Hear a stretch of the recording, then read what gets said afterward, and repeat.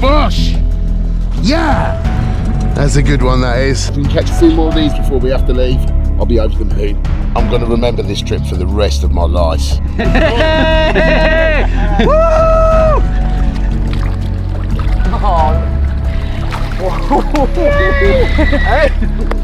What a session. Very fun. Oh, it's crazy. It's absolutely crazy.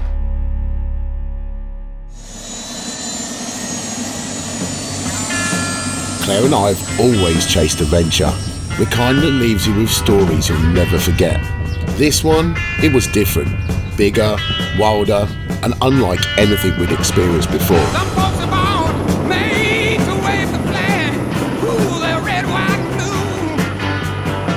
and blue. We didn't spot any carp from the helicopter, but instead, we spotted a pod of hippos moving through the water below. By now, you've probably guessed where we are. This was a trip like no other. This was a trip of a lifetime. This is South Africa.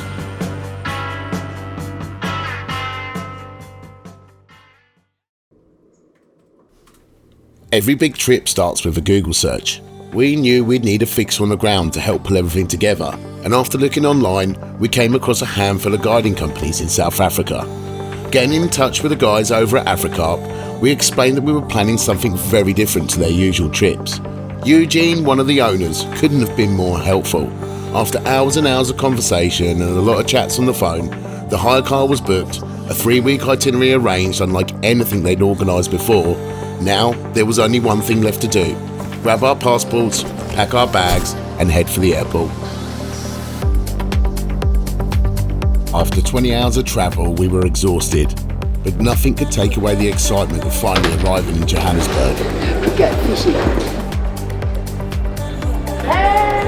Yes, boys. Yes, brother. What's up? Yes, brother. That's happening. Adventure begins now, then, boys, eh? You guys excited? I'm so happy, honestly. Like this is like You guys made it. a dream come true. Look at that. It's even got your name on it, Claire. It's got your name on it too, Samir. This is going to be wild, Epic, mate. epic. From Johannesburg, we took a 40-minute drive to Pretoria, where we met up with the rest of the Fox South Africa and Carp team. Thank you. So lovely. Thank you. Awesome. Thank you. This is the best beach in the world, bro. South African T-bones. After our journey, it was time for some much-needed food and a chance to talk through the plans for our next 3 weeks in South Africa. So here we are, ground zero, and landed in South Africa, and Claire and I really can't quite believe we're here. We've been dreaming about this trip for quite some time, you know, and the planning has been absolutely immense. First week, we're going to have a South African education so we can try and learn how the South Africans catch carp, as, like I always say to my clients when they come on a guiding session with me, local knowledge is key. And we want to be able to learn from these guys and kind of incorporate it into our own angling before we head off on our own to some of the more wilder dams. Learn how to be Africa smart, because there's quite a few dangers out here and that with the wildlife, you know. It's not just rocking up at your local park lake and having a go. There's quite a bit more to it, to be honest. So we need to be educated on that and really try to learn how to be safe around the wildlife in South Africa. Already this morning we've been to the most amazing butchers. We bought the most incredible meat, and I'm not joking, like, I've never seen a butcher's like this before. It was literally, I was like a kid in a sweet shop, but my sweets are meat. But now it's time to get the last bits packed into the truck. We're going to head off now to the first dam, which is called Rhodocoppies, where the guys assure us we're going to be into some fish on our first night.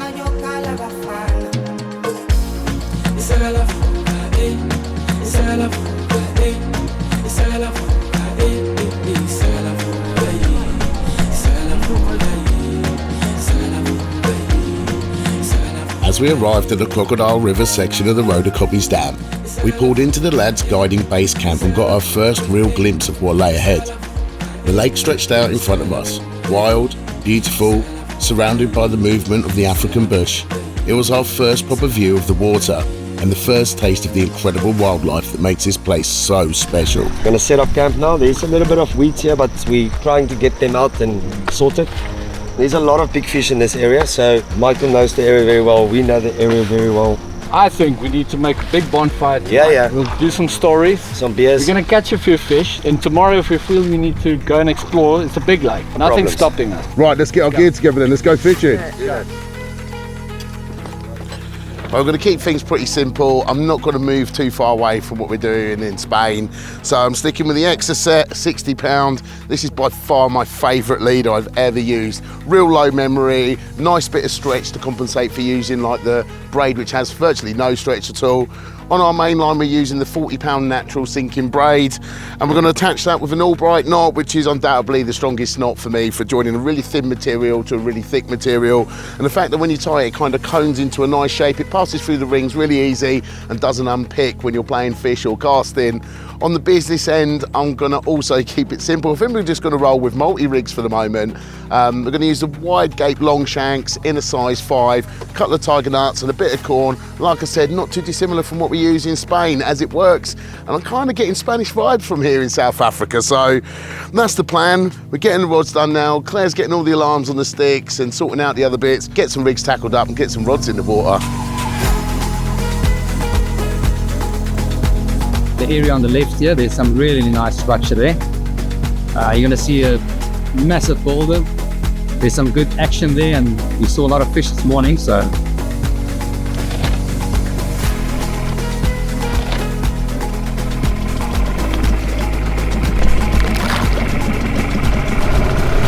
Here we go.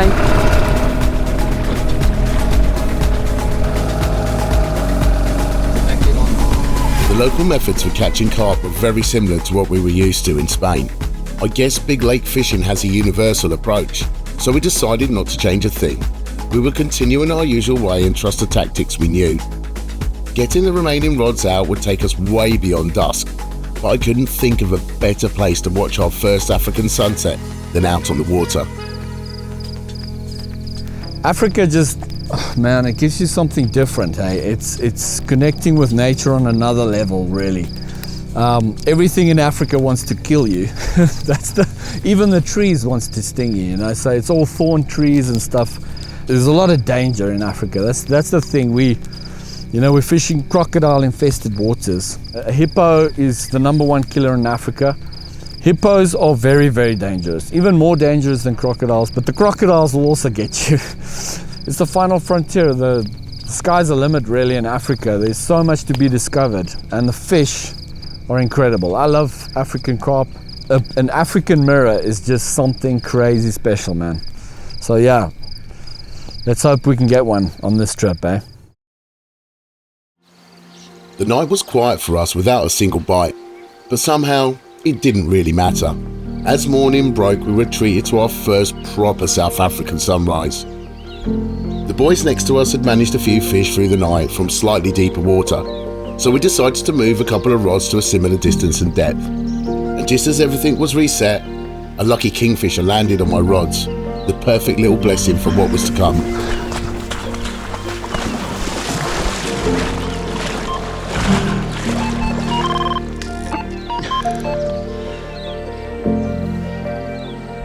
Perfect. If you can push me out, bro, that'd be sick. Thanks, mate.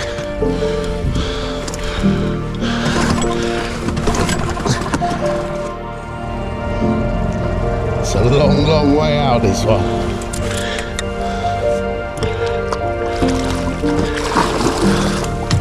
It's not a big one, but I'm going to quickly just unhook him. If the hook's sharp, just going to hold him up to the camera quickly and get the rod back out on the spot. It's quite rocky, but I think we're somewhere around there. You look dashing in pink, babe. Thank you, sweetie. There's that lucky kingfisher again. Maybe it was a sign we're in for a couple more bites. But first, we had to deal with a drifting hyacinth that was moving into our spot and wiping our lines out.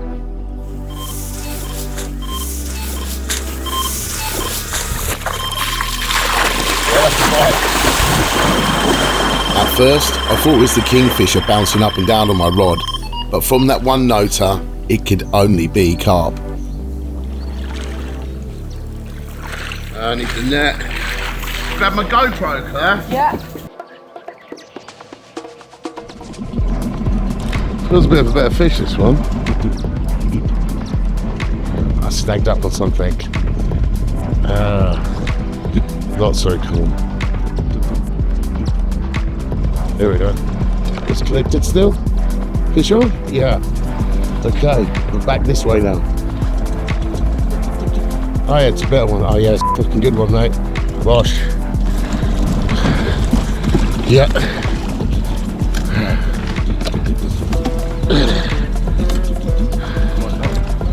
Yeah.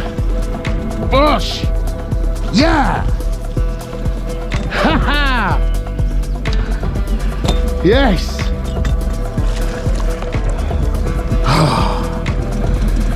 That's a good one, that is.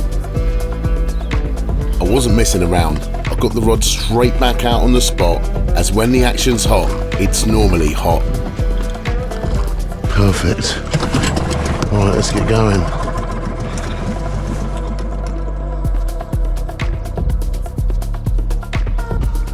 Perfect, thank you, bro. How was the drop? Good? Yeah, good, yeah. Almost immediately on my return, my rod popped off, proving that the changes were absolutely necessary, and we might be in for a bit of carnage this afternoon. Yeah. It's not a bad one as well, mate. We're doing all right here. Is it in? You got it? Are we in? Is in? Yes! It's a huge mouth. Hey mate, we'll unhook it and put it back on the spot and go back. Yeah, so we drop it now? Yeah, if the hook's good, we drop it now. Go and put the receiver around your neck, Claire, and get your waders on. Because like, all the action's on my rods. The boys were getting in on the action too, and it was looking like it was going to be a very busy day. Well done, guys. Thanks. The other one! It's the other one! It's the other one! It's the other one! The alarm's not switched on. Oh, the other one's running! Other one's going! That one's going as well! The afternoon's angling was shaping up nicely, and Claire was into what felt like a really good fish. Oh, yeah, it's a big one, yeah. Yeah, sick one. Sick. Coming in. Yes! Come on! Yeah, big one. Sick. Meeting Ari out on the water, we would collect the carp that he'd landed on our other rod, allowing him to get the line straight back out on the spot. Gave Claire a proper big scrap. I saw, man. I saw that. Yeah. Look at this Awesome. one. Yeah? Oh, come on, yes! Decent sized fish after making a change. It had a couple of really small ones, you know. I just didn't feel like I was in the right area. Moving the rod to deeper water produced this fish, and a great start to our first 24 hours in South Africa.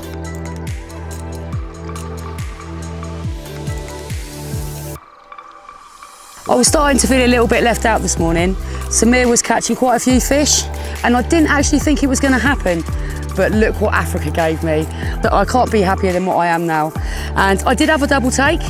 Arnie took the other one, so he's got another one in the sack, ready to show you guys. But thank you so much, Africa. What a beautiful, beautiful monster. There we go. Proper sick one, that. The best one from this morning's captures for me. But moving my rod into the middle of the rocks in slightly deeper water produced this better fish. We actually went on to move a couple of other rods as well, and suddenly they're all producing carp. We're absolutely loving it out here in South Africa. Honestly, I'm over the moon, and it's only just the beginning. Well, Samir and Claire was fighting that awesome fish of hers. This one rocked off, so I stole this one from Claire. Thank you, Claire. It's the first 24 hours. There's plenty to come. Let's go. Yeah, 3, 2, 1, go. Oh! Yes, come on. He got me. This is South Africa. This is South Africa. As first 24 hours go, this one had been incredible. And to think, our adventure was only just getting started.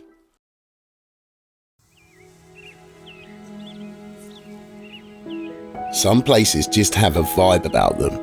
With mist rolling off the lake and soft yellow and purple tones filling the sky, this was definitely one of them. All that was missing now was a fish or two. Go on, Ari. Go on. Ari had a take on his middle rod, but unfortunately had gone through his left-hand line. Heading out into the boat to try and land the fish and untangle the mess, it was a beautiful morning to be out in the water.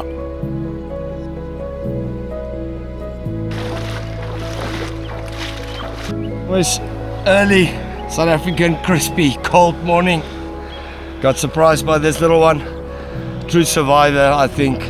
It's either a net or maybe a croc grabbed it when it was younger, but waking up the RX Plus in your ear going ra-ta-ta-ta-ta-ta-ta, and that's the moment that we live for. Happy days. With the first carp of the morning safely returned and the sunlight beginning to dance across the lake, we hoped it was the start of another busy day.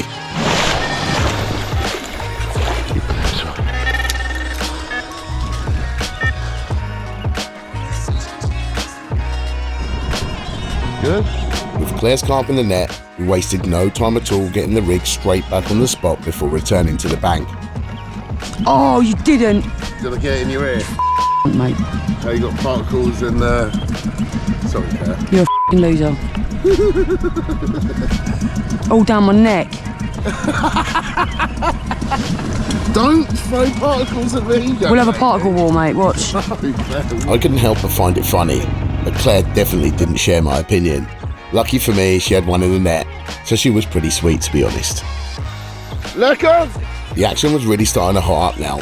With both groups' boats out on the water simultaneously, it was looking like a good afternoon. That thing was fighting like a beast. I mean, we thought we were snagged at some point. This thing was just anchored to the floor. Yes! What are you saying, Ryan? It's quite heavy. No, it's a sick carp. 19 underdog. 40, it's still 42. 42. 42, mate. Mega fish. What are you saying, bro? Chuff. Top buzz, eh? Chuff. Thanks. Well, how about that for a bit of motivation? 42 pounder we've seen on the second day. I'm absolutely gassed for Ryan. What a guy. He's so lovely.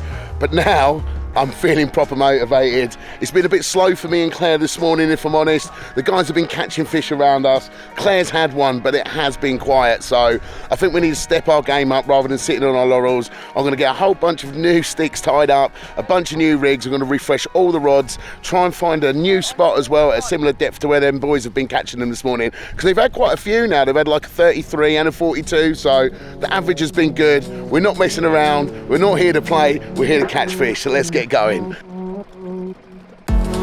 So we've gone from 5.5 now to 6.2 meters. We're still fishing around the same structure in the rocks, really close to them, but there's just like a little channel that runs in front of them. And the lads have caught the bigger fish in the deeper water. So even though yesterday we had a really good result, today things have changed and we need to try and adapt as we go along to make sure we're getting the most out of our few days here. That one there. No, the one next to it.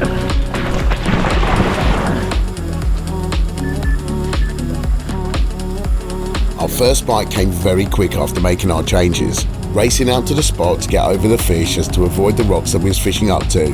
Soon, disaster would strike. Ah, no! No! Now you can't let the losses get to you. I placed the rod straight back out on the spot before heading back to the bank. And sure enough, it wasn't long before I got another bite. Yeah? Ah. No, it's a fish.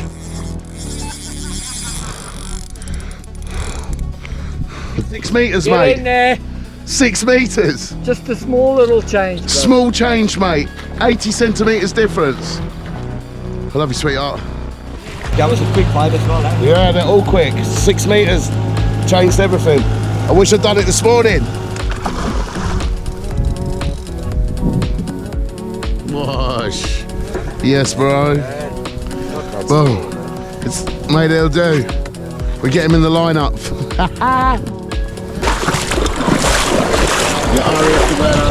It's gonna be a good fish. Good luck, guys. Okay? What are you saying then? What do you reckon? Felt good. Yeah? Oh, there's another line.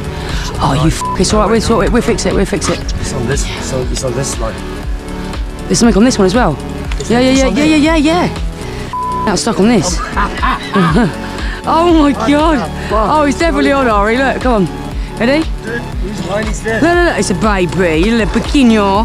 But here's another fish. We got it. He's in. They're not understand. Come on. How do we have two fucking fish? Well, that's never happened before for me, I'll tell you. Right. Let's go do the pictures for Michael then. And then we still got like 3 left to do. Oh jeez. 2 in 1. Afrikaanage, bro. We gave up. Nice, we had an absolute banger of a day. Run after run, can't keep the rods in. We got multiple 30-pounders and finally we got the big one. Yeah, super happy. So we were fishing the riverbed and run after run. I mean, I think we probably landed 10 fish today, so another nice Ritter Copies 30-pounder. Let's see what tonight brings. Michael went out with a banger of a fish and his other rod went off. So I'm the poacher this weekend. And then this beauty got into the net. Thanks, Michael. What a journey, what a trip. What are we doing?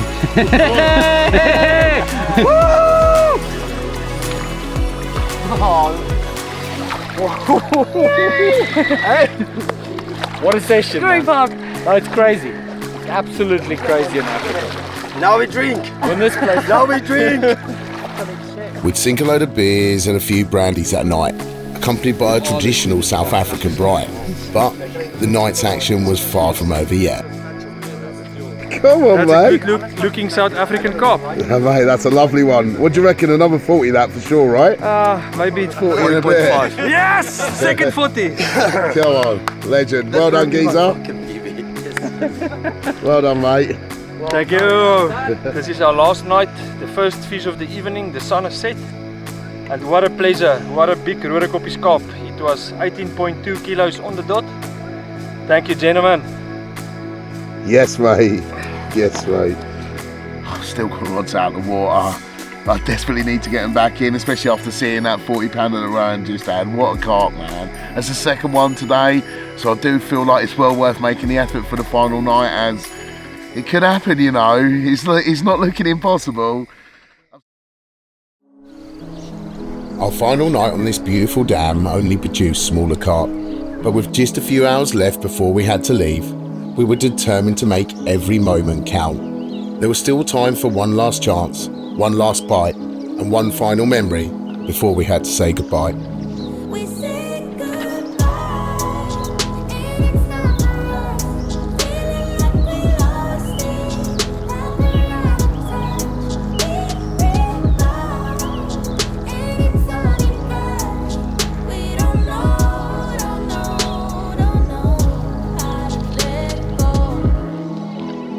Our journey on the Roodekoppie dams comes to an end as we're heading off to step into a bigger challenge here. Something that's a little bit more familiar to me and Claire.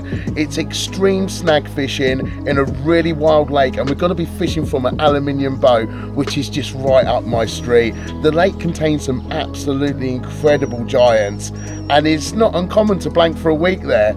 So the stakes are really quite high for this next chapter, but I think me and Claire have got this. We've still got a couple of hours of fishing left before we head off for what's going to be an amazing experience for both of us. It's going to be a game drive with hopefully where we're going to see elephants, maybe some rhinos, maybe some lions, and then tomorrow the next big adventure starts. With no more carp that morning, it was time to get our equipment packed and hit the road.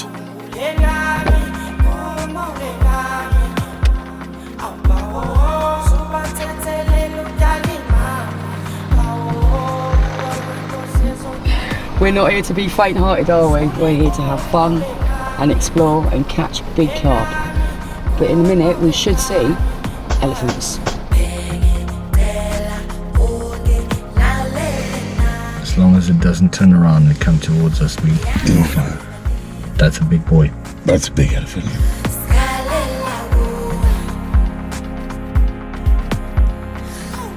The reserve was vast, wild, breathtakingly beautiful, a landscape alive with wildlife at every turn.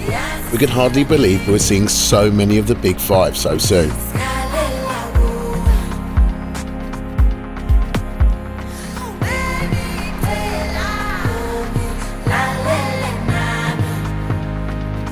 Africa was blessing us with our very best. The variety of wildlife we saw that day was almost impossible to take in, like something straight out of an Attenborough film.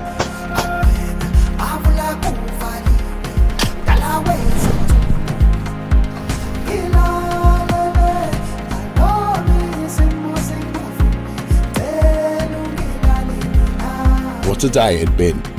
We felt incredibly lucky to witness so many amazing animals in the wild, and to be able to capture those moments on film. Africa truly is a special place. The following morning, we was up early. With a 7-hour drive ahead of us, it was time to get the equipment organised, packed and ready for the next leg of this adventure. Right, we're pretty much all packed up now. The buckies, all the pickups, they're all loaded. We're just literally going to hit the road, grab a munch sweet on the way before heading on to the next venue, which is going to be a pretty sick challenge, to be honest.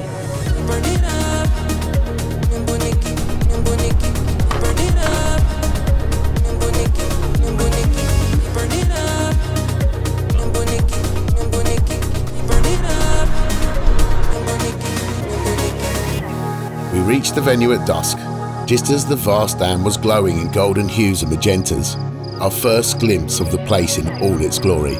Then it was time to unpack the vehicles and prepare for the morning ahead. It would be another late night, but the excitement of new adventure made it all worthwhile. Now this lake is incredibly hard. The lads have told me that it's going to be a long shot here to catch one, but if we do catch one, the chances of it of being a big one are pretty high. In a kind of like risk it all situation, we're rolling the dice for something special here in South Africa, and we've got this use of this incredible boat here to use at the same time. So this is the kind of fishing that I am actually really familiar with, for those of you who follow my films. So for me, it's like going to be taking a little trip down memory lane. But for Claire, this is her first time fishing from a boat. The sun has been up for a few hours now. We've had a couple of coffees. The boat's almost packed. So we're just going to jump in with some of the local lads who are going to show us a few spots around the lake, and then we're going to get fishing.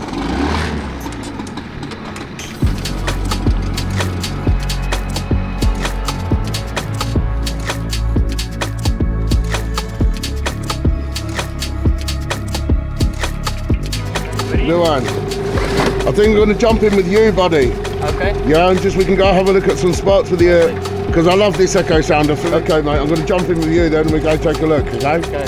Oh yeah, wow, look at that.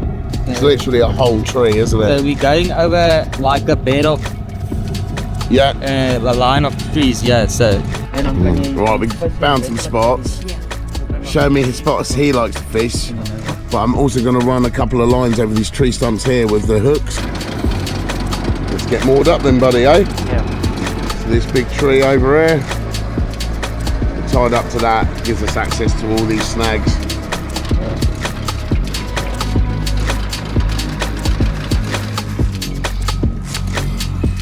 The boat's all tied in now, and the lads have headed back to base camp. The lake is just full of trees. They're absolutely everywhere. And in fact, at 350 meters out, there's a forest that goes in a right arc around our position around this point.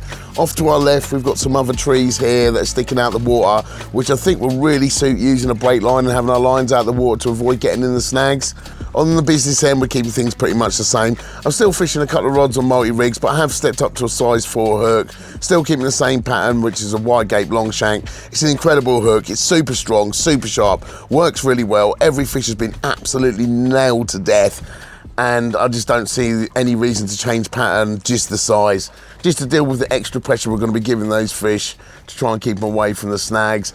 I'm actually going to fish a couple of my classic big fish rigs as well, which is a blowback rig with just one big tiger nut on and a little bit of corn. It's been so successful for me in the past. I think across my life, the blowback rig has accounted for 7 or 8 60s, which is pretty something, to be honest, you know. And I'm just ever so confident in that rig, and I do think it's a big fish rig. So with the amount of stock that's in here and some of the carp being pretty large, I can't not put one out. Anyway, I'm just gonna get this last rig now tied in, Gonna get these all sorted out, and me and Claire gonna head out on the water and get some rods in. All right, I'll see you in a minute. I'm gonna get mine in. I'm gonna come back and get you and get yours in, yeah? Okay, perfect.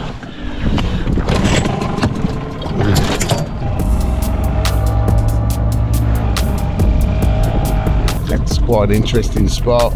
We've got some kind of like cavitations here on the left, which look really, really nice, if I'm honest. Come past a few sort of what look like carp holes here as well, which are also super interesting. So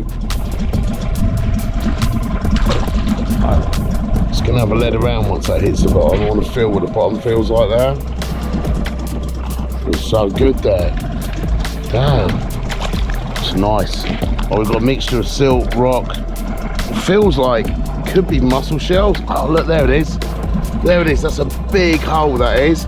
That's a big hole. So if we drift just slightly away from that, I reckon, yeah, that's it here. Right here, that's that hole I could see on the echo. Wicked. Okay. Let's get myself lined up. Let's get some bait in. 100% that's a hole.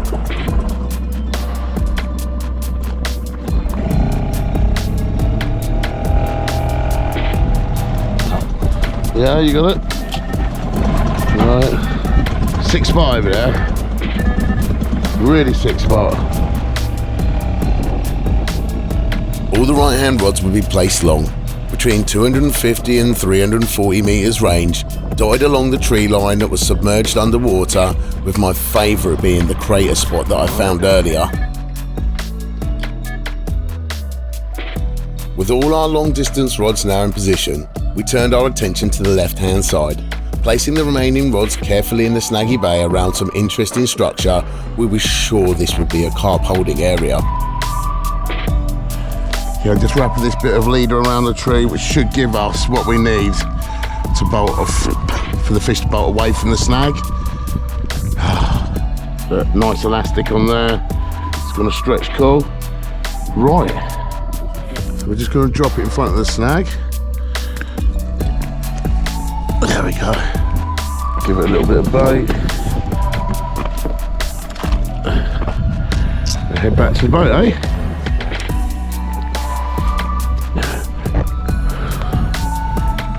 Yes, okay. Fire the motor back up. With 6 good spots found and 6 rods placed on one of South Africa's toughest waters, fishing this venue was a gamble, no doubt about it. But we loved taking a chance, and there was only one way to find out if we got it right, and that was to have a go.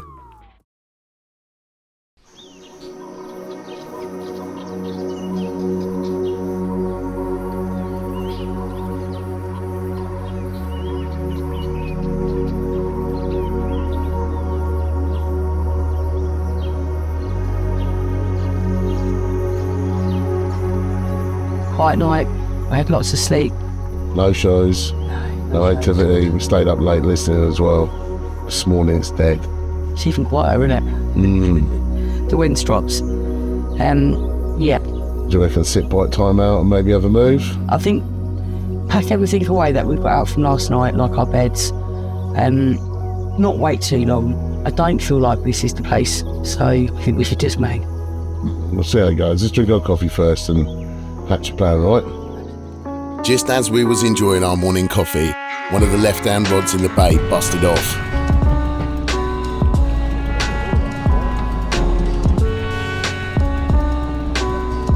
The fish felt decent from the off, but as I got closer, I could feel the line running through a snag. This is still on, I can feel it.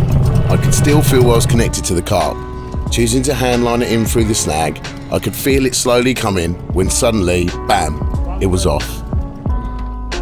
But I'm annoyed. I'm really annoyed. Got the fish away from the actual snag, got caught with another snag. Yeah, loads and loads of snags under there, like we said. Got an idea anyway. I'm going to grab one of these long bank sticks. I'm going to screw the line guide into the top. I'm going to cable tie this to that tree stump there, and then put it up really, really high so our line, most of our line's out the water. I reckon that's got to give us a better chance, man.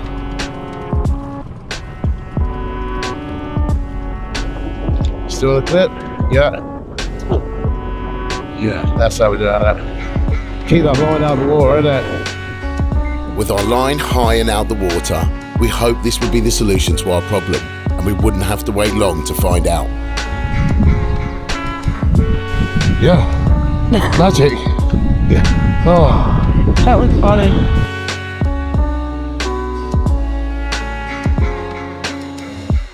The line guide worked an absolute treat, but unfortunately, it wasn't a carp on the end of my rod. Right, let's get on next. Got it. There we go. Typically, the weather turned just as I was heading out to replace my rod, but after a capture, it's so important to get the line back in the water, whatever the weather. The spot felt alive, and it really seemed like another bite was just around the corner. The rain stopped almost as quickly as it had arrived. No sooner had I got my rod sorted and back on the rest, this happened. You need a life jacket, Carp. This one's really far out. Really far out. Let's hope it's not another catfish. Oh no, it's snagged. No, it's snagged now. No. Why?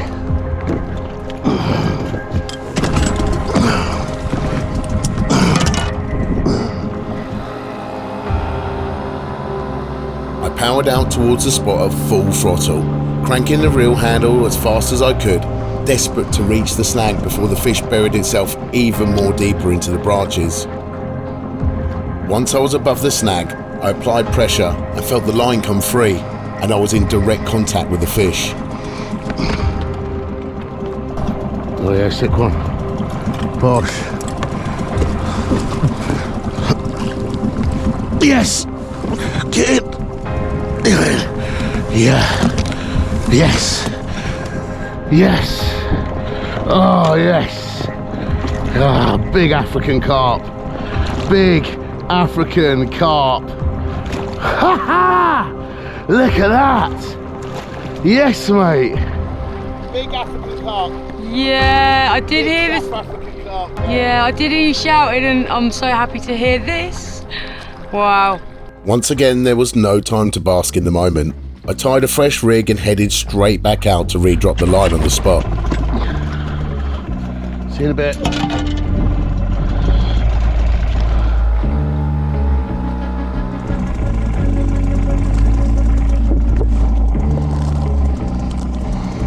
Back on the spot.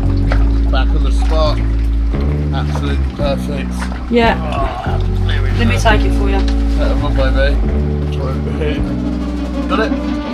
With no real space on the boat for photos, we carefully transported the carp 20 metres back to the shore to give us a chance to capture the moment properly. Oh, a big old African warrior, isn't he?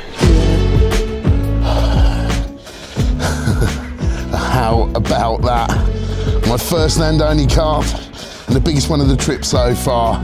Caught an extreme range, I think it was like 370 metres, fishing to a gap in the trees in the submerged forest. The hook hold was absolutely immense, honestly. Those wide gape long shanks really do the job. I'm absolutely over the moon. So gassed to have caught this one, especially after losing that fish this morning. Left me a bit burnt, to be honest. But this has lifted my mood massively. Mega fish. Right, let's get him slipped back. Rod's back out on the spot. Hopefully, there's another one of these lurking around.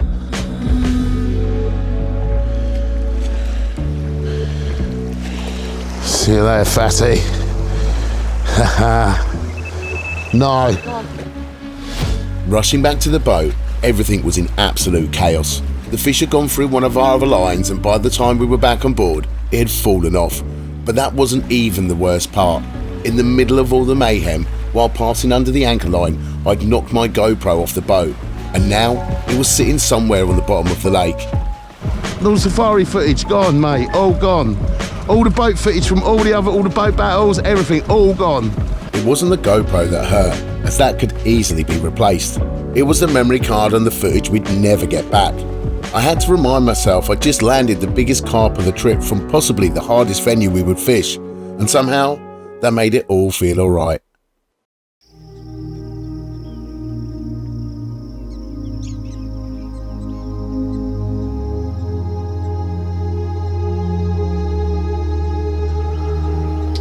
Nice that coffee, isn't it? Lovely. Really good. It's not bad, you know. I hated the milk up. It's delicious. It makes a difference. It does make a difference. There were no bites that morning, and the local fishermen didn't seem to be doing much better either. But soon, Eugene and the gang would arrive with a plan to try and recover my GoPro from the 4 meters of water in front of us. I lost a few things. Oh, don't, mate. The GoPro is here somewhere, just here. We brought something to catch it up. Was it on the head strap? Eh? No, it's on the metal bracket. On the bracket. Yeah, if it was on the head strap, I think you could get it with that, but it's on the metal bracket. Insanely, Eugene got into the water to try and find the GoPro, which I thought was absolute madness, especially after seeing crocodiles in the area that morning. He dived down repeatedly, searching the lake bed 4 meters below, but honestly, I thought all his efforts were in vain. No way, what a hero. This guy's a real life hero, man. He's a real life hero. Unbelievable. That was a miracle, man. Thank you so much. Our heroes. Unbelievable. Can't believe it. Unbelievable, man. See you later. Well, I reckon that's got to be some sort of good omen, Eugene finding my GoPro. So I'm going to act on it. If the luck's good, we need to keep it rolling. So I'm going to move some rods today. It's been terribly quiet this morning, much quieter than yesterday. And now I'm looking at the situation here. I feel like I need to move 2 of my long rods out a little bit further, as I've seen fish roughly the same distance where I caught that fish yesterday, and all my other rods are probably about 100 metres short of that. So I'm going to push those out a little bit further. Whether the snags let me do it or not is another question. So I'm going to go investigate out there. Really is a lot of trees here. Really a lot. Just here. So we are quite close to that. I don't think I want to chance it and head any closer in. Play it safe. Well, it's actually a little hard a bit, just here in front of it, so the spot might be slightly out actually. This looks great here. Just gonna bait here, looks good to me. Just got a handful of tigers. I'm nicely away from the marker, so there shouldn't really be any problems with dropping my rig here.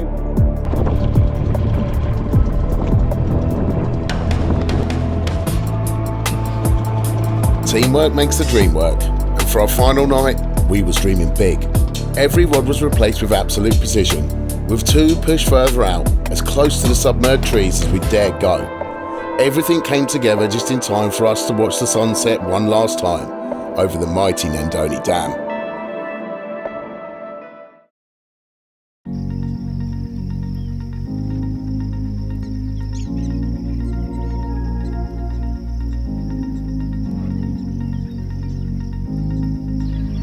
Beautiful sunrise this morning. Absolutely stunning. Look at that sun.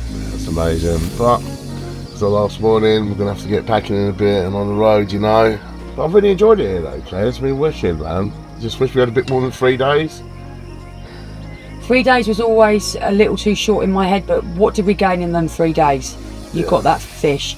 We did have a catfish as well. We actually caught some fish, and I think it was to do with the weather. Yeah. As soon as that weather turned off, yeah, the fishing turned off with it. Yeah, so I think we were blessed to get what we got. Get a coffee down there and the rest start back on the way.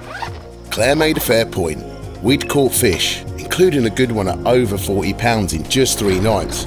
And considering the guys had told us at the start blanking here for a week wasn't uncommon, it was actually a pretty good result. Back at the harbour, we loaded the boat onto the trailer, packed the vans and set our sights on the next chapter of this journey. Ahead of us lay what would possibly be the wildest lake we would fish on the entire South African tour.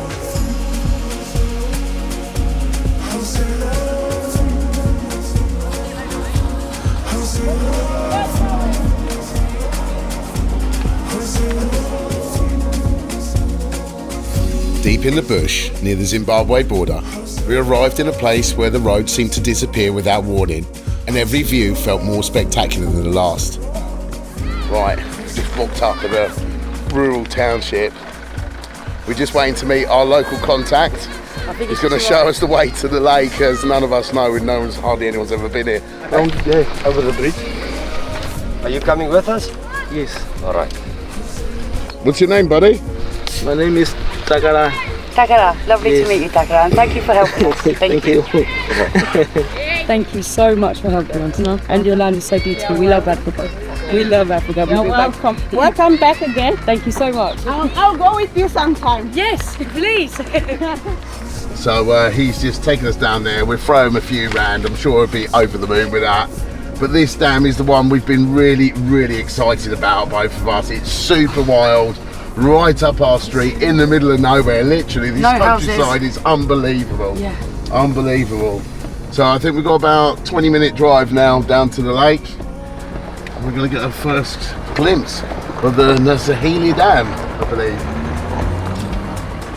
The track leading down to the lake was little more than a donkey trail, mostly used by working animals from the area. With the help of our new friend, we set to work clearing the way and making it passable for the vehicles.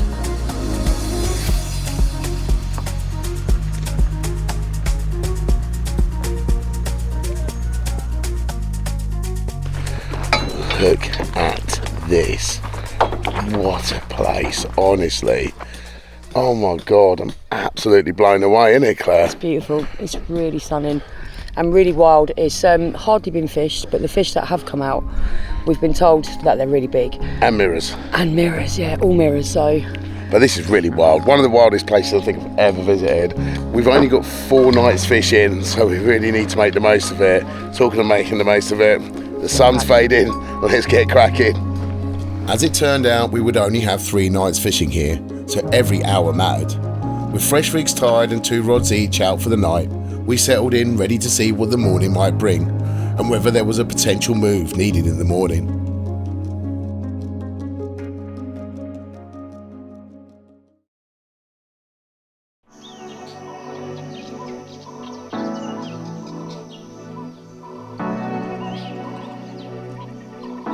What is that, Claire?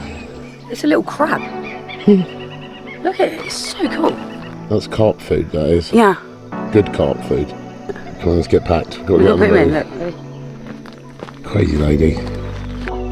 We were packed down our gear before heading out to take a proper look around, choosing to come back and collect our equipment once we had found the fish. Right, let's go find some carp, eh? Let's go carp hunting, baby.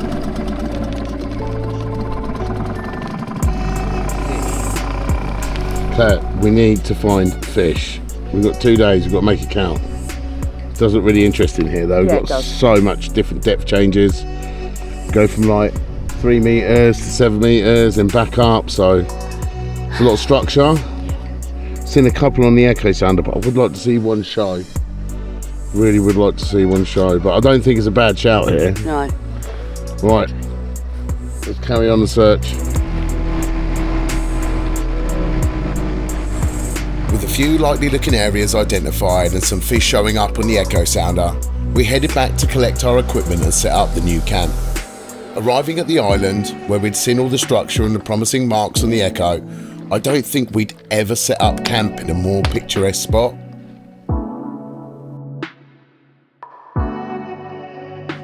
Jumped in the boat without any rods. We've got no sticks out on the bank either. And the reason for that is I want to get out and try and feel the lay of the land in this bay, try and work out where I want to put my rods, not trying to line my markers up to my sticks on the bank, rather lining my sticks up on the bank to my markers. We've got so much structure, as you've seen, from when we had a quick look around earlier, so I really want to try and make the most of it all. Make sure we get this right for tonight, eh, Claire? Just having a donk around with the lead on the marker, and already I can feel that over here, in this spot, the bottom is a lot softer. Like, we've still got lots of rocks, don't get me wrong, but in between the rocks is quite a lot of silt or like softer substrate, so I'm kind of feeling this.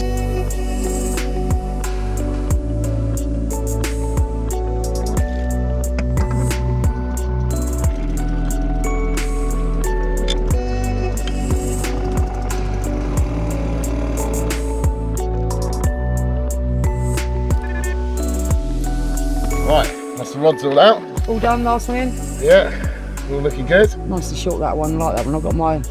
I've got my eye on that one. I think that one might go.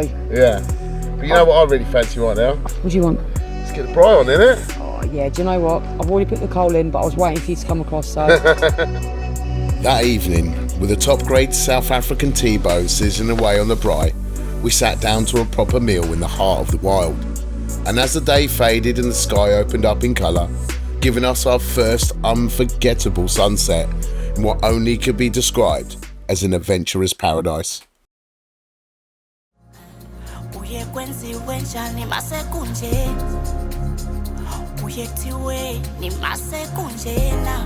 As if the sunset hadn't been special enough, the sunrise was something else entirely.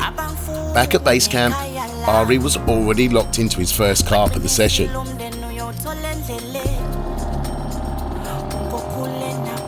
As the fish rolled over the net cord, it was clear straight away this was no ordinary common. It was one of the lake's jewels and a stunning mirror. Yeah, plus size. Maximum. Yeah, it's plus size. There we go. So blessed, so blessed. We worked so hard for this fish. Brand new venue. First time that I've ever been here. And let me tell you what, this carp is insane. So happy about it. Thanks to the team, my Peggy, Ron, Eugene, Africa, Luan, Samir, Claire. What a journey, man. What a journey. Claire and I were absolutely made up for Ari, and it was great to see one of the lake's beautiful mirrors come through to us over WhatsApp. But down our end of the lake, things were still painfully quiet, and it was time to have a proper discussion about what our next move would be. Thanks, sweetheart. You're welcome. You know what? I reckon this is the wildest place we've ever fished. Look at it. So peaceful and quiet. Well, apart from the baboons this morning. It scared you a bit, that, didn't it? They sound ferocious, don't they? Wow. Literally, all on that mountain now. Kept hearing it, but yeah. Yeah, well, I was actually listening for carp showing, which I didn't hear many at all. No. But the boys did catch one, just a one bite, and that was like literally, they didn't see anything. So I've still got my fingers crossed, you know. But if it gets to sort of like 1 o'clock and we haven't had a fish, I think we might consider a move down to the point of the island where we saw it on the drone, didn't we? It looks pretty. Yeah. I think the wind's howling in there. So I think we're going to sit it out to the end of the bite time, get some rigs tied in the meantime. For the moment, just sit here and enjoy the view and our splendid cup of coffee, eh? Perfect. With our coffees finished and bite time over, it was time to get on the move. I'm going to put the rods in, Claire. I'm going to unpack. See you at the other end, okay? Yeah, if you don't see me, I've got eaten by a crocodile. No one's going to eat you. You're tough as old boots. Joking, right? With camp set up once more, we turned our attention to getting the rods back out. The lads had caught 3 meters of water, so to keep the disturbance to a minimum, we rowed out quietly to the spots and placed our lines along the marginal shelf, just past the submerged bushes, but before the big drop off into the deep. We were really happy with the rig placement in our new spot, and the added bonus, a colony of pied kingfishers had taken special interest in the rods, which after everything that had happened previously, felt like a pretty good sign for the last night on this very special place.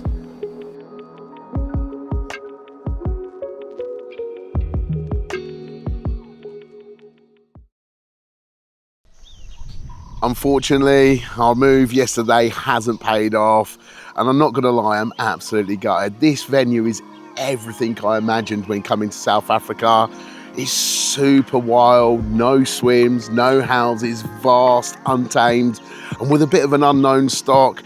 And it just ticks so many boxes for me and Claire. I could have easily have stayed here for more than a week, but we only had 3 nights. We've tried our best, and like I said, it just hasn't paid off. Unfortunately, it's time to pack up now. Claire's already in the bivvy folding up the bed chairs. The boys are on their way over to collect us, as this journey has to continue.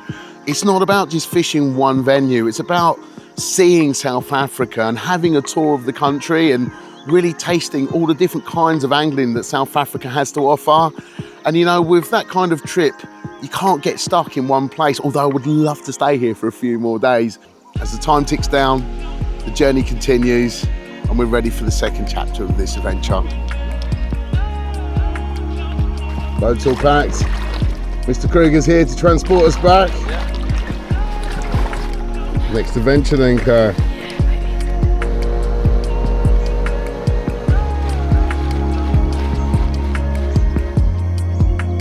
Hey amigo, thank you for everything, yeah? Thank you. What a guy. That's it, we're hitting the road. Time to go get a haircut, bit of a freshen up, restock, sort our fishing gear out, quick Fox social day, and then we're hitting the next venues. We're not gonna lie, this place hit us differently. Even without catching a single carp, it had become our favourite venue so far.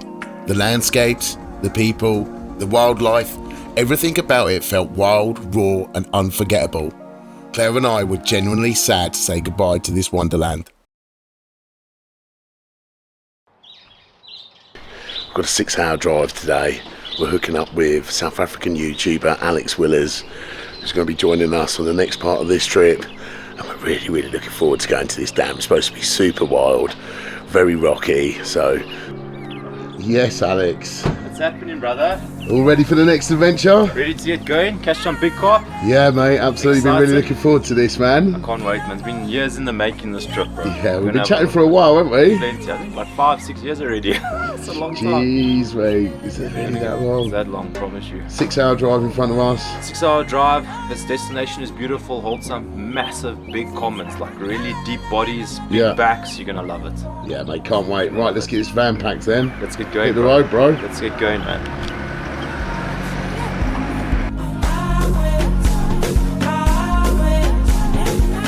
There's something deeply humbling about the long drives through Africa. As the landscapes change, so do the people, the cultures and the way of life. And it really makes you stop and appreciate the world in a different way.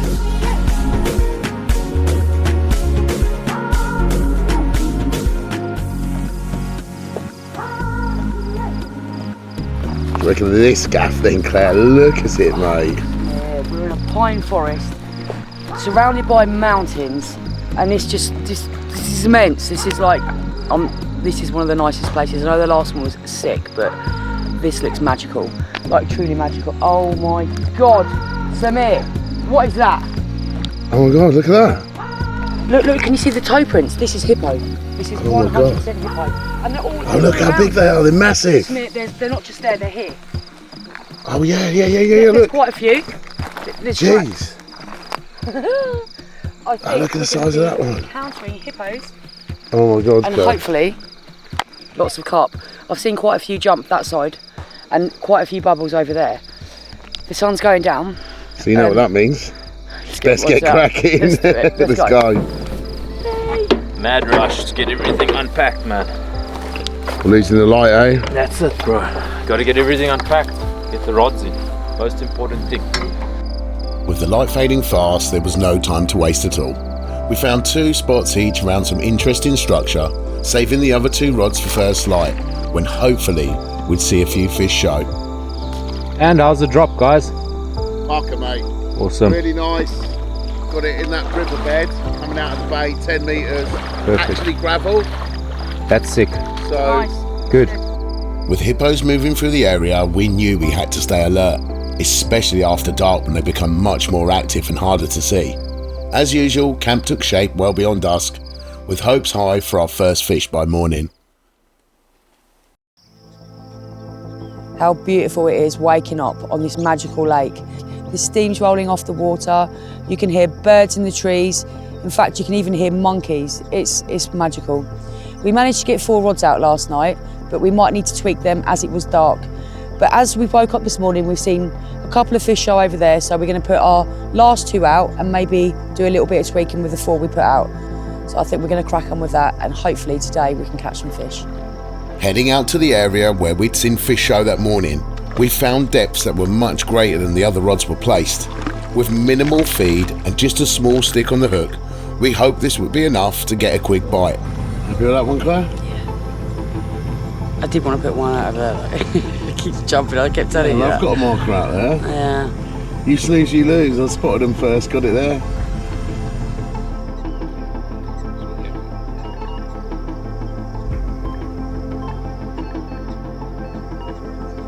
but I have seen 4 fish show now in between 2 of our markers, and it looks like it's in a bit of a deeper area, which is quite interesting. So I'm gonna go put one out there now. You never really know when you get to a new venue what kind of depths the fish are going to be feeding at. So I think it's well worth us trying to place a rod there and seeing if that works or not. You know, when you're sat on the bank and you're seeing fish show, you get out there and it's not always quite the same perspective. So by having these sort of frothy bits of water here, this is going to help us no end into determining exactly where those fish were showing. All right, we're bang on the spot now. Let's get this one in. A bit extra over the top. With the previous night's rods adjusted and replaced, and the 2 additional rods dropped onto showing fish, we were feeling pretty confident that morning.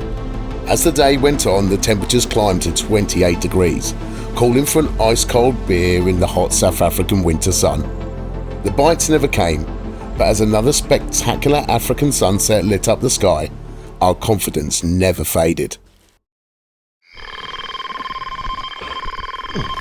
The first bite came in the early hours of the morning, from one of the rods we'd dropped on showing fish the previous day. It's boxing you. It's a rubber barrel. Decent fish, bro. Yeah. Gosh. The first fish was no monster, but a decent start to kick things off on a new barrage after making changes.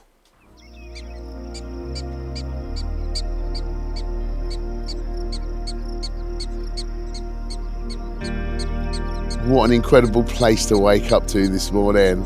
Honestly, Africa just has phenomenal sunsets, phenomenal sunrises, and some of the most beautiful scenes that we've ever witnessed. And the carp fishing ain't too bad either. Yesterday, after feeling a little bit dejected that we hadn't caught one, we spotted a few fish show near a point just on dusk. So I moved the rod out there in the hope that we could catch ourselves a carp. And guess what? In the early hours of this morning, that rod busted off with a nice 30, a really clean carp, absolutely nailed on the long shank wide gapes. The blowback rig doing the job again, my favourite big fish rig, and I'm really starting to feel confident now. Later on today, after we've done our pictures, we're going to move another rod to a similar distance and depth in the hope that we can get a couple working. But right now, I'm feeling really confident in this spot, and I'm hoping Claire's going to be able to catch one next.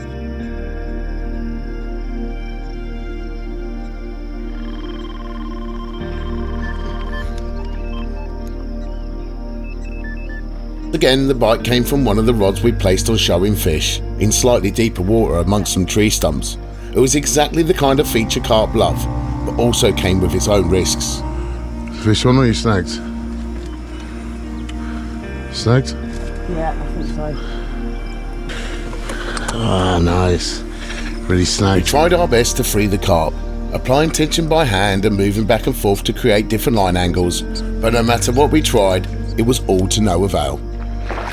Unlucky, Claire. I'm not going to lie, I'm really devastated with that. That felt really big, but as soon as we got closer to it, I knew it was snagged. So trying to hand line it was an option, but it didn't pay off. So let's just go and move the spot slightly and get it back out. Let's go.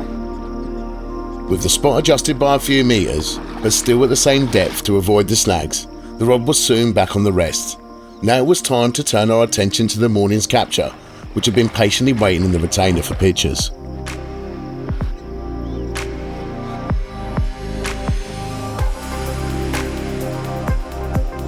Well, how about that for a first fish from a new barrage? Immaculate, beautiful long common, lovely fish. Honestly, these carp are so pristine here. And evidence, if any, that making a change can produce fish. Yesterday, it seemed odd. We hadn't caught anything. We'd seen a few show, but spotting someone dusk, show just off that point, we jumped into action and moved the rod, and this is our reward. Right, hopefully a few more today then. See you later, buddy. Once again, the temperatures soared to almost 30 degrees, with a heavy dose of humidity in the air. But we weren't the only ones enjoying the sun, as an unwanted guest had made its way into camp. Yeah, Alex. Bro, quickly race around here. There's a black mamba crawling towards me with a tree. We need this thing dead. Bring the 9mm. No jokes. No jokes. I'm coming. quickly, Ver, it's going down. It's going down? Yeah, to camp. He's here. You joking? Promise you. Come. I am. Come, bro, come.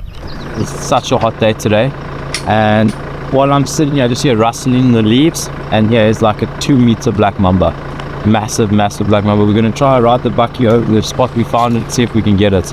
Because we don't want that in camp. If we get bit by that, we're dead. We need to get rid of them, yeah? Have to. Literally, we're dead. Let's go find the mamba. Okay, let's go find it. Yeah, Ari? Yeah. No stone in it. Yeah. To me and Claire, it was just a snake, but the guys clearly knew better.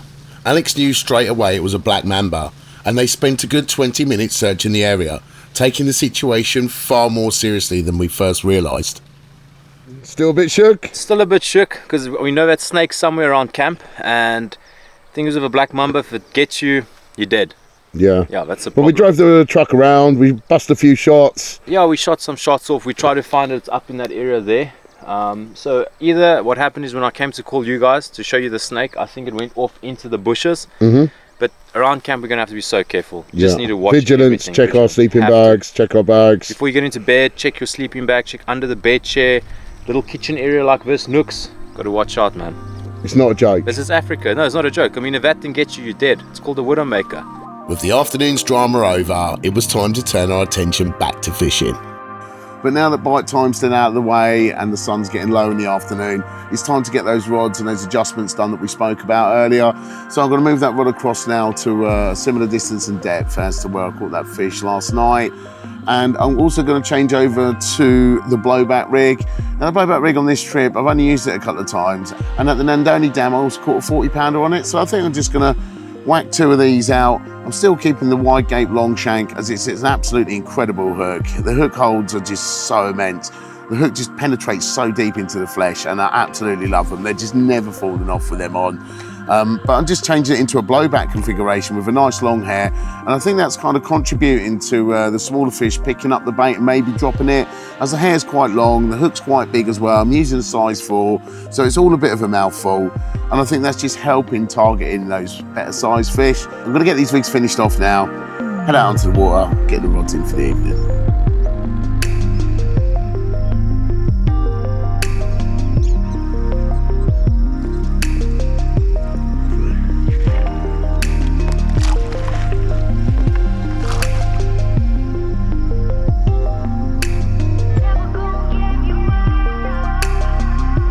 Yeah, we're on, man. Doesn't feel like a massive fish, but it's got some weight.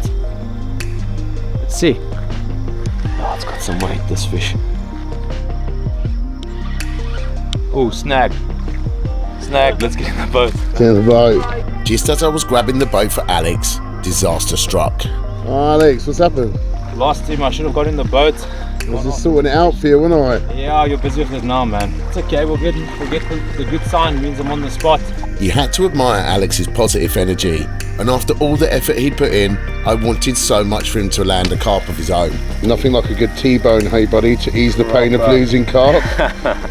Lost one, but I have a feeling I'm going to get another one definitely tonight. I know what you're definitely going to get though in a bit. Proper T-bone steak. Yeah, boy. It's insane, look at the fat on this, man. So sick. Again, bro, push her up.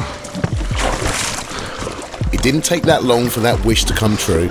Not long after finishing our T-bone steaks, Alex was hooked up to another carp. Is it strong there? Yeah. Yeah. Boom, done. Nice. Well done, bro. Got this awesome Zanine common. It's definitely one for the future. Alex's carp was no monster, but it certainly put a smile on his face after losing his previous fish. Well done, mate. Thanks, brother. Thank you for rowing for me. No sweat, bro. Need the exercise. Safe, bro. I can feel it going for a snag as well. One leader. Snag? Yeah, I think so. I can feel the fish though. I think it's out now. Under the boat. Can turn us around there. Gosh. Yes, mate. Thanks, bud. It had been a busy night with mostly small carp, but the morning's action was far from over yet. Nice early bite. The one that done that. Good sized fish yesterday. Oh, that's this one again. It's coming, but I think it might be slightly going for a snag, just like last time. Fish is still on as well. Oh, there we go. Yeah, he's out. He shook himself hard. Yeah, it's out the snag. They do fight hard here though, huh? Yeah.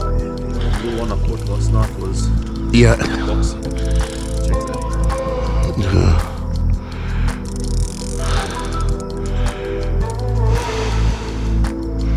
Absolutely scrapping, bro.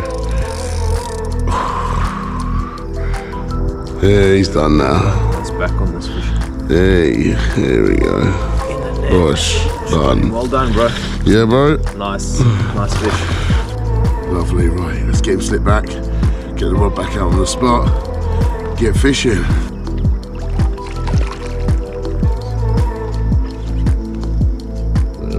Just on the top. Cool. Just like the days before, the sunrise was breathtaking, and we still had one of the better ones from this morning's captures waiting for pictures in the retainer. This one actually came from a deeper spot, 10 metres. So I think there's something in that, because we had a couple of bites at that depth now. So we're going to move two of the inactive rods to that kind of depth to see if we can get them all working. See you later, buddy. With the heat building once again, we knew we couldn't afford to sit on inactive rods. If we were going to stand a chance of catching a big carp before leaving this venue in a few days' time, changes had to be made. Building on what we'd already learned, it was clear the deeper water was producing the bites. So we moved the last few quiet rods out to a similar depth to where we'd already had action, and almost as soon as the lines were back in place, we were into another carp. Oh, it's gone around the marker, Claire. By now, we was like a well-oiled machine. As soon as the bite came, we jumped straight into the boat, racing to get above the fish and prevent it from burying itself into the tree stumps. No. Snag. Oh, you got it?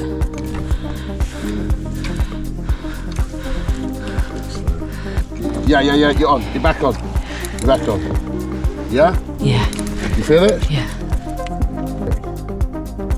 Yeah or no? Yeah? Take it easy, take it slow. Yay! Yeah, Bosh! Come on! Oh, yeah. Right, take the hook Well out. done, Claire. Take the hook out. Yeah, no, we're going to just pop him in the net, in the boat, okay? No sooner had we returned to the bank, Alex's rod busted off. Grabbing the rod while Alex put his life jacket on, we headed straight out to the spot to avoid any dramas with the snags. Yeah, they do fight hard here, don't they, buddy? Always nice to see a mirror, bro. Wild water like this. Yeah, we got him. Bosh. Yes, mate. Well done, bro. Ah, it's a sick one, bro. Check out his scales on the back, mate. Yeah, man. Come on. Well done. Come on. Such a cool fish. Yeah, it's a wicked one, mate. That's so wanted to see a mirror from here. We got one now. He's lovely, bro. He's got a real nice scale pattern.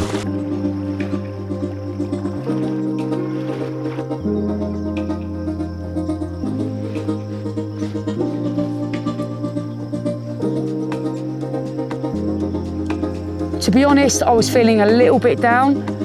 I blanked at the past two venues and I've had a few snagged up here.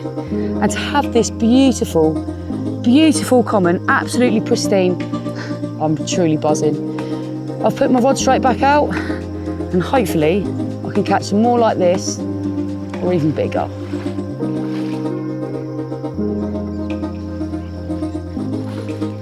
So we moved our spots, we tweaked it a little bit into deeper water, and I caught this on 6 meters. All my fish have been coming from 6 meters on a plateau. That seems to do the trick. Also bait-wise, just plain tigers, big clusters, really doing the trick. Mirrors are very rare in Zanin. We have such a beautiful strain of mirror here. Really well chuffed with this. We worked hard for him.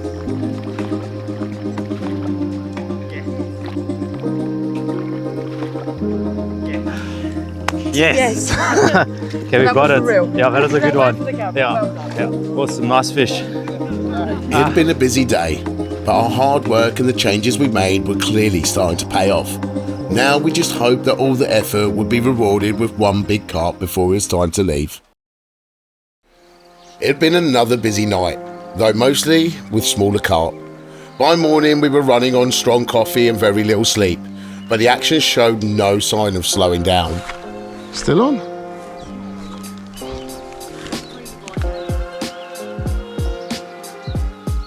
It's the tiniest little common I've ever seen in my life.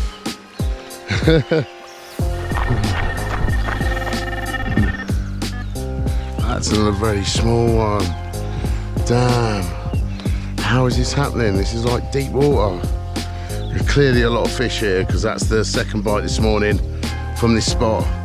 I'm gonna re-drop this now, but then I'm gonna change my rig. I think I'm gonna put on like a cluster of tiger nuts because clearly there's fish at this depth. Now this barrage does contain some big carp. Obviously this isn't one, but I need to make an adjustment here. Using a 12mm live system pop-up as the centerpiece, I built the hook bait around it with multiple tiger nuts. Tied on with Blake Foss to create a big 30mm cluster of tigers, mounted on a blowback rig with an extra long hair. It was a giant mouthful, and I was sure it would help select bigger carp.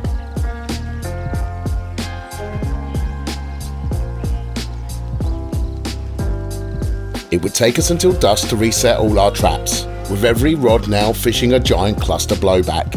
If the change in approach didn't select the bigger carp, we could at least rest assured know we might finally get a decent night's sleep before the long day of travel waiting for us the following morning. Our final night on the Nazine Dam was celebrated the only way it should be, with a few ice-cold Amstel beers, good company, and one last sunset over this breathtaking venue. And of course, no proper social would be complete without a traditional South African braai. Well, unfortunately, the master plan hasn't come to fruition. But you know what I always say, if you don't take a risk, then nothing special will ever really happen. And that's kind of how I base my whole life, to be honest. If you're just ready to plod along doing the same thing, yeah, something special might happen every now and then, but it's all about taking those risks that produce the special moments. But unfortunately, in this case, it's a blank. But it's cool. Today we're getting packed up, ready to move on to the next venue. We've got a overnight stop at a game reserve where we're going to take a shower, do some laundry, get some food, charge some batteries before we head on to the final venue on this road trip. Samir, that has been in our bivvy for 6 days. Look at the web. Open the bag, Claire. Whoa, that's got to be a tarantula. I'm gonna find. Oh my god, I can't believe we've been sleeping. It's horrendous. We've been sleeping with that. You've been sleeping with that. It's been on my side. It's been on your side. Do you think it's left any babies? Hopefully not. Look, why am I going close? You could jump. You're mental. Do you know what? I'm not scared of hippos. I'm not scared of crocodiles, but that. Can you imagine that just getting into your bed?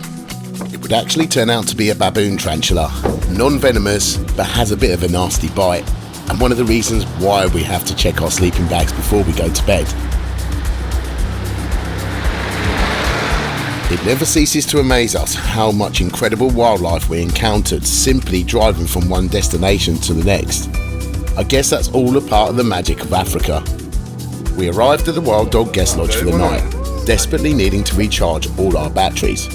Later that evening, we set off on another game drive, hoping to photograph and witness lions, the final piece in completing our Big 5 experience. We was instantly greeted by a cheetah that had undergone rehabilitation and had since become incredibly social and more than happy to pose for the camera. And what we're going to be listening, it's the beeping sound, like beep, beep, when there is a signal direction. The guide used the radio receiver to track the lions, but on the way we encountered a couple of elephants. Suddenly, we noticed a large bull flanking from the side. Now, normally in a situation like this, you would simply drive away, but the guide calmly informed us that the vehicle wouldn't start. I was in the middle of changing to a shorter camera lens when all hell broke loose. So what happened next was only captured on mobile phone. Sit still. Sit still. Oh God! One Italian is off. Jesus. Are you okay? Yes. You're right. Are you okay? Almost stabbed Eugene. Go. Go. Okay, just sit still. Sit still. The car's not starting. That's right, you did just see an elephant eat a whole can of beer. Luckily he spat out a couple of minutes later. Sister.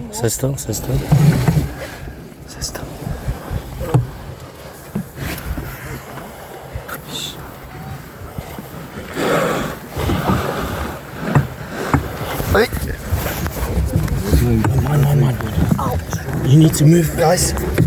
You need to climb off. Climb off. You alright, bro? No. Go, get off now. Just get off, Claire. Get the fuck off now, please. Get the fuck off. Down both, guys. Go out. All of you. Just walk off. Just slow. Where'd we go? I'm here now. Come with me. Come with me. Be quick, bro. Be quick, come one video. Holy oh, don't take my camera. Don't take my camera bag, please. Oh, mate, we've just literally been hammered by these things that we've just had to all run out the car, so attack the car. Yeah? Luckily, my camera gear was undamaged, and the guys escaped with only a few minor cuts and bruises. In a spare game vehicle, the search continued, and eventually, despite the rest of the group looking like they was ready to go home, we found a pride of lions. So now we're going to do that other experience that we talked about. Seeing these magnificent animals so close in the wild was an unforgettable experience for Claire and me. Their sheer presence was incredible, and finally completing our Big 5 journey made the moment even more special. It's not every day you wake up to find a warthog in your garden, and judging by Claire's reaction, I think she would have happily taken it home. It's not a dog, Claire. No. I'd have one in my garden, mate. Feeling a bit rough after having a few drinks last night, especially after that encounter with the elephant. Hey, that was some experience. That we're heading to a dam now called Klesiri Dam. It's a bit of a legendary lake in South Africa. We've got 4 nights. It's the last 4 nights of the trip. We've got to make it count. So here goes, man. Can't believe we're almost at the end already. Your name is Excellent? Excellent, and I'm doing excellent. Yes, mate. And where are we going here? Klesiri Dam, yeah? Yeah. Thank you very much. Thank you, boss. Have an excellent day. Thank you, boss. Yes. Bye. We will now we've met Excellence. Thank you. Thank you very much. Good morning, Mr. Ari. What's up? How's your head this morning? I'm good, man. Yeah, I'm South African, we can handle it. No. Are you already on the look out, what is that? Mr. Willof. 4 nights left to make it happen, brother. Dude, I have a good feeling. It's so copy weather. Right, me and Claire are going to get unpacked and get rolling in, brother.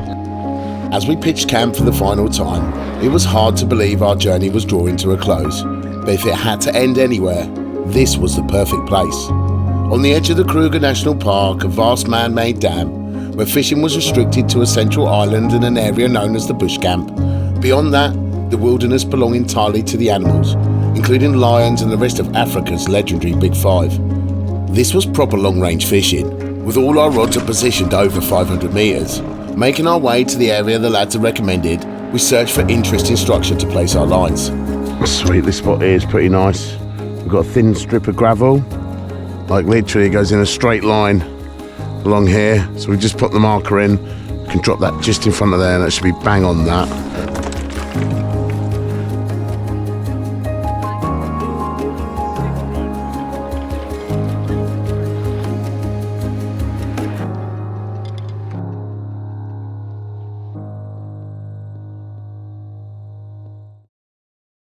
It was a cold, fresh morning on the Klesiri Dam, and surprisingly, we hadn't heard a single carp throughout the night.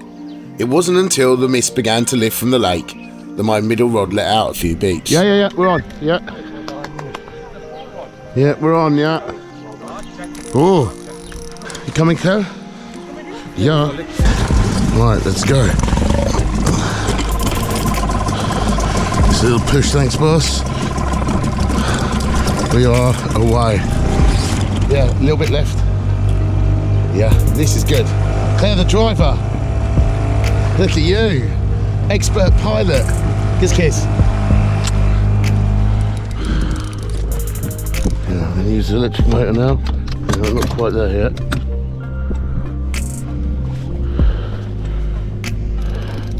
I'm on the leader. Right, here we go. You good? Yeah. There's a fish. Oh, stick one. Get it.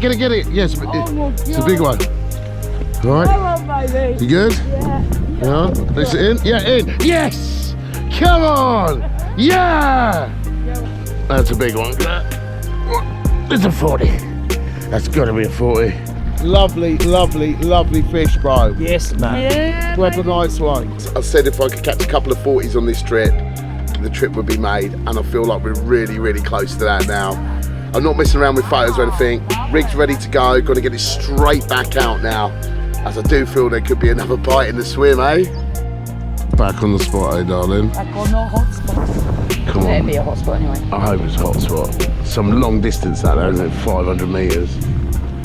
But this area is full of like structure. You can see where the fish have been cleaning stuff off. There's big rocks here as well. Yeah, look, it's a really interesting spot. Nice, the other one next door. That's it, let's go.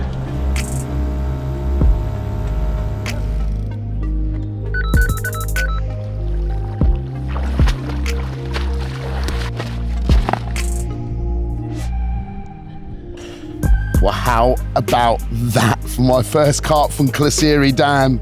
Bar of African gold. What a fish, honestly. I'm absolutely buzzing with this capture. It's been really quiet last night, and we're just kind of making up our mind where we was going to move to based on the shows that we'd seen when this one went busting off. As you can guess, we're not going to move anywhere now. And I'm hoping we can catch another one like this or a bit bigger before we have to leave.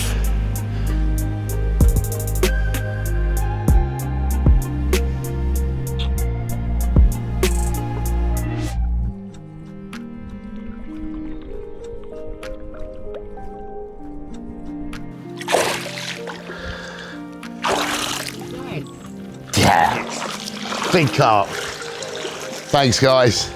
The rest of the morning remained quiet, but Michelle, Arno's wife, and Claire kept themselves busy preparing a traditional South African potjie stew for dinner. Garlic and chili salt. Garlic and chilli. Love a bit of garlic and chilli. Good start today, eh, Arno? I thought it was my rod. So did Samir. I'm so glad it's not your rod, it's my rod. No, what a fish. That was more than a group effort, I think. Yeah, mate, absolute team capture, that one. It's a crazy fish, dude. As well. Crazy fish. Brother, you're on fire. Zanin, you had a beautiful first catch of like what, 16 kilos? And now this stunner. This was a beautiful fish. Nandoni, 40. Vertical fish, 40. Look at that view. I mean, I wish you could smell and see through the lens. I mean, we're blessed to be with you guys. Don't forget that. Awesome. Close to sunset, I spotted a few decent fish show at extreme range. Reeling in one of my rods, I headed out to reposition it where I'd seen the fish show. This whole area looks really interesting. We've seen a few fish on the Echo Sounder now. I'm just literally going to come in front of these rocks. They're quite savage in places, so I really don't want to drop right in the middle of them. So there's a high probability you're going to get snagged up. Get us into the rock there. Perfect. All right, let's get a marker in.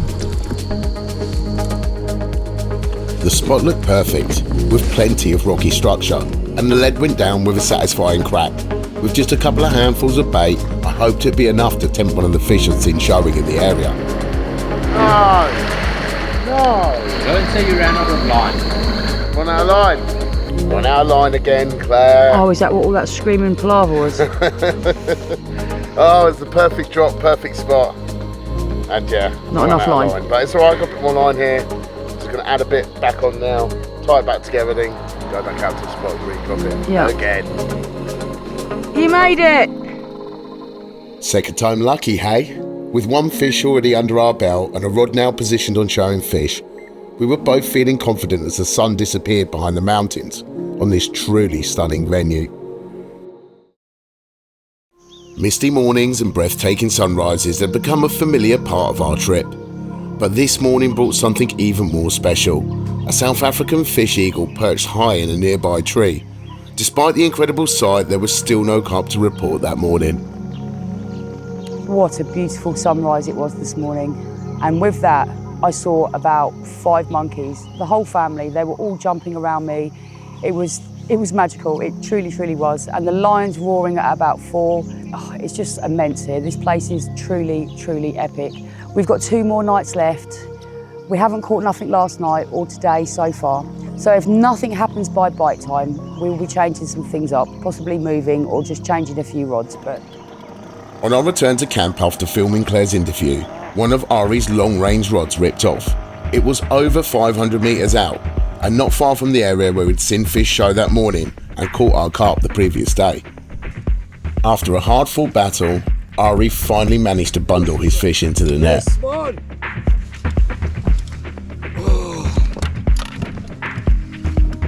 Yeah. Så good, nice dog. Hey! Well done, bro. Thanks, man. Oh, That was a good fight, eh? the hardest fight I've ever had. This fish just didn't want to come up. It was crazy, man. Crazy wild carp.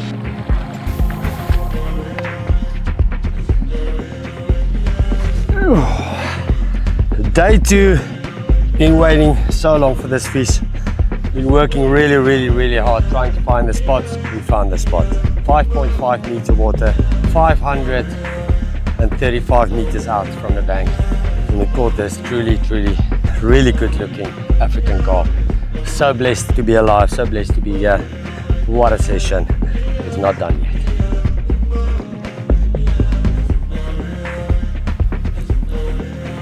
Seeing that capture of Arno's has really got me motivated now.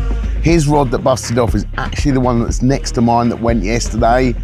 And it's kind of got us thinking that those fish are held up in that area. Now this morning when we was all sat here at first light, we see about 5 or 6 shows right in the back of that bay, but it's a hell of a long distance. The one that I caught was at 520 meters, and I know Arno's was well over 500 meters as well.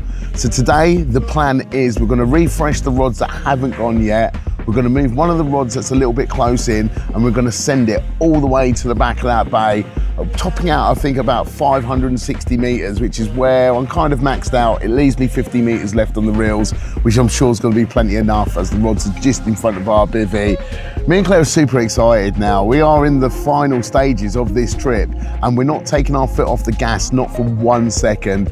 We still feel there's a chance for either of us to catch another special carp before we have to leave this incredible country, and we're gonna give it our best shot. I'm liking it a lot. Look at all the structure. There's lots of structure here. Interesting spot. As we're sort of creeping towards the margin a bit more, it's just getting a little bit harder and harder. Every time I donk it down, it feels a bit, So the closer to the margin we get, the firmer it gets. So this just feels like on a transition between hard and soft. So I'm just gonna drop it here. Oh, it's lovely. Oh, that's the one. Give this one just a little bit more bait and leave this out for the rest of the trip. Slipping on a fresh blowback.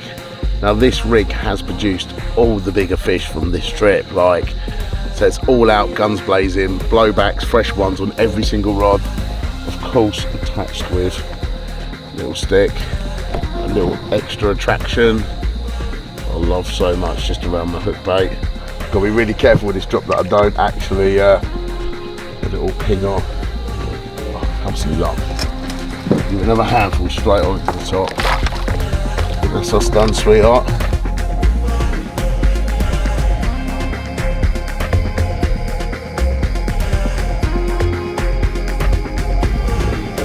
Happy with the changes, we began refreshing each inactive rod, rearming them with a fresh blowback rig that had consistently produced the bigger fish throughout the session. Enjoying another beautiful sunset from on the water, Claire and I worked well into the hours of darkness before every rod was reset for the night.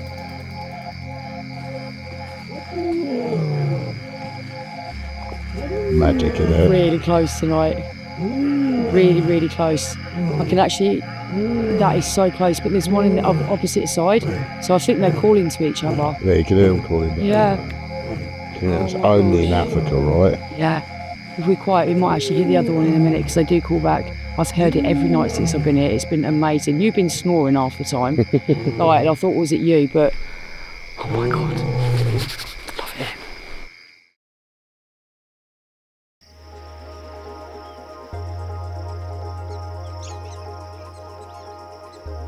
None of us have caught any carp. There's like 12 rods out between the four of us, and we've not had a single bleep. Now, yesterday when we see fish show at range, I was really convinced by moving those rods a bit further out that was going to nab one, but it's just not happened.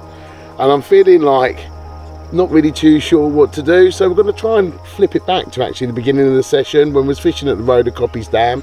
Claire and I had quite a few fish on a Ronnie rig with a drilled out tiger nut, with a trimmed down 12mm live system boilie on the top, and that done us quite a few bites. I think I just want to try something out of the box, as what we're doing at the minute isn't working. It's the last night, and I really would love Claire to catch one from this dam before we have to leave tomorrow. Once again, the day is clicking on. They're ever so short here as it's the winter, so we really need to get a move on to get these last two rods placed for the final night. This was it. One last big tow, one last rig drop, one last bait up, one last chance.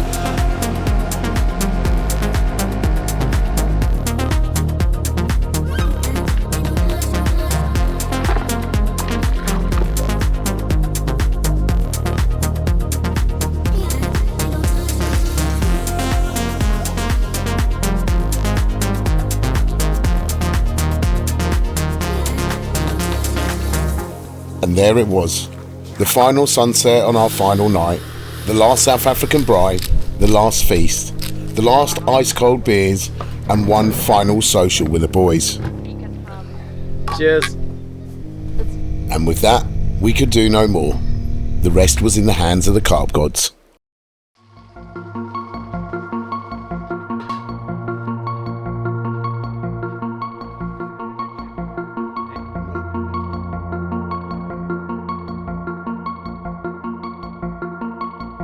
What colour? Red. Red. That one. Yes, Ari. Last morning buzz, my guy. Yeah. Fish on. Come on. Oh, that's what we wait to see, mate. All right, we need to get on the boat. It's that far one. Last morning buzz. Come on. Get up 40, Ari. What happened next was one of the strangest things I've ever seen in carp fishing. The fish Ari thought he was attached to wasn't actually his. Earlier that morning, Alex had a few beeps but no run. Unbeknown to anyone, the carper picked up his rig, kited around an unseen underwater snag, and then swum through Ari's line. When they reached what they believed was Ari's fish, they discovered it was actually Alex's line. Playing the fish in by hand, what eventually slipped into the net was truly unbelievable. But I couldn't have done it without you guys, man. And that right there was a 50-pound fully scaled carp. 22.8, bro. Yes! UPB, come on, Alex. Come on. Yes, man. We guys. Team effort. Oh, gosh, mate. Yes, well what done. A carp. 22.8. Crazy. 50-pounder.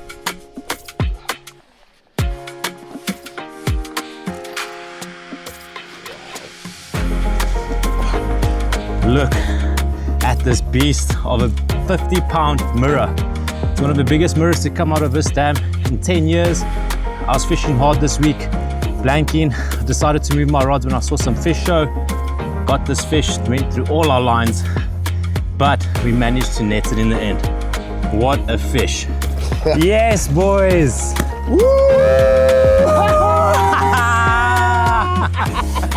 Yes, man. Mega, mega.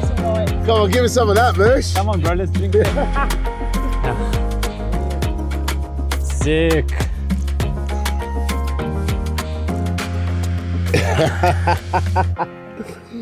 Oh, mate, mega.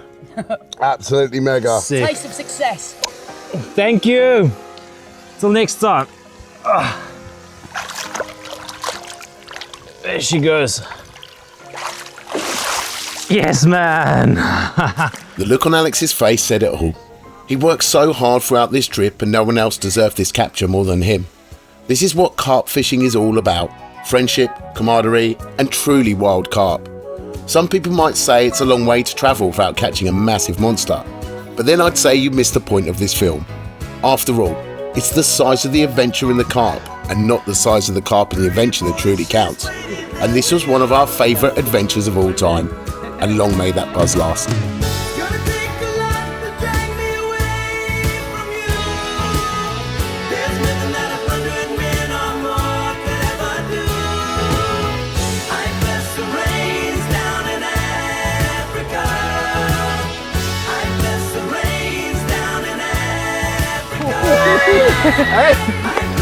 What a session. Very fun. Oh, it's crazy. Absolutely crazy in Africa. This is South Africa. This is South Africa. Woo!